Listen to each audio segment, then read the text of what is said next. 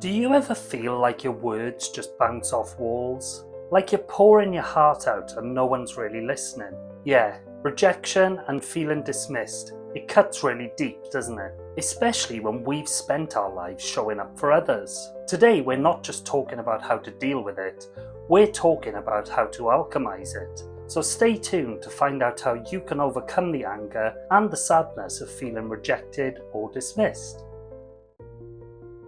Welcome back to the channel. I'm Roy and I create daily videos to offer you insights into how you can live a more aware and more aligned life.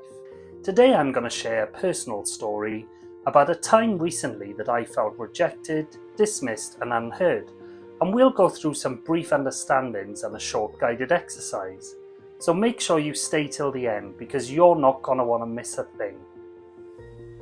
I'd like to start today's episode off with a story about a time when I felt rejected, dismissed and unheard. Maybe you'll see some parallels in it. You may feel upset or tense, but please know that you're not alone in this. A couple of years ago I was going through a really tough time. I didn't want to be around anymore.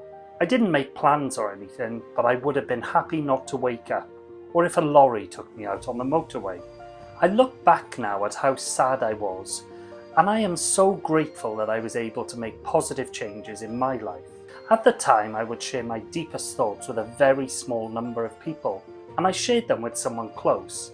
Heart on my sleeve, no filters.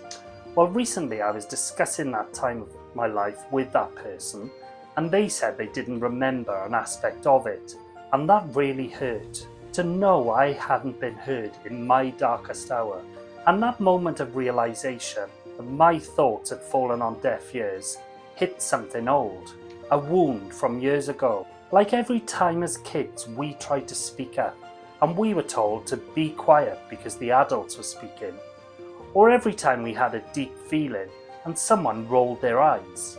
Rejection in the now often reactivates rejection from the past. And sometimes it's not just that someone isn't hearing us, it's that they're touching a place where we never felt heard in the first place. We're wired for connection, and when connection breaks, when we're dismissed, rejected or misunderstood, our nervous system can go into survival mode. Fight, flight, freeze and fawn. And then the story the mind tells us is, I'm not good enough, I don't matter, or I'm too much. Does this sound familiar to you? Let me know in the comments because I'd love to support you in this. But here's what we need to remember. Rejection doesn't reflect our worth. It reflects someone else's capacity. Not everyone has the range to meet us where we are now. That doesn't make us wrong, and it doesn't make them wrong. It doesn't make us broken. It makes us real. It makes us sensitive, and it makes us powerful. And now I'd just like to do a quick reset together. So close your eyes, unless you're driving then please don't.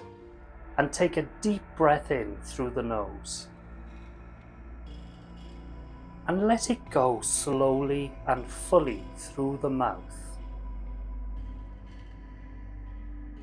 Now let your breathing regulate naturally. And imagine a younger version of you, maybe 7, maybe 17, standing in front of you. They just shared something they were excited or scared about, and someone ignored them. Look them in the eye. Tell them, I see you. I hear you. What you feel matters. You are safe with me. And breathe that in, because we get to be the ones who listen now. This is how we begin to heal, by reparenting the unheard parts, by giving ourselves the safety we never got. And now, take one more deep breath in, and as you exhale, know that you have the power to heal yourself from the inside out. And gently open your eyes. Welcome back. Here's what I know. We were never too much. We were never too sensitive. Our voices were never the problem. The world just wasn't ready for our level of truth. But we are. And the more we stand in that truth, the more we attract people who actually hear us. Not because we're louder, but because we're clearer, more aligned, more self-honouring. If this spoke to something deep within you, drop a comment below. I hear me now. You are not alone. You are not broken. You are blooming. Even now, right at this moment. And if you're ready to take this deeper, make sure you download the free worksheet which is in the link below. It offers powerful reflection prompts, self-affirmations, and a gentle integration exercise so you can reconnect with the parts of yourself that may have felt unseen, and you can offer them safety, love, and validation that they've always wanted. It's a space to remember that your voice matters, your story matters, and you are never alone in your healing. If you'd like to see more videos like this, subscribe to my channel. I make daily videos to help you lead a calmer, clearer, and more aligned life. Thank you for watching, and I wish you a great day.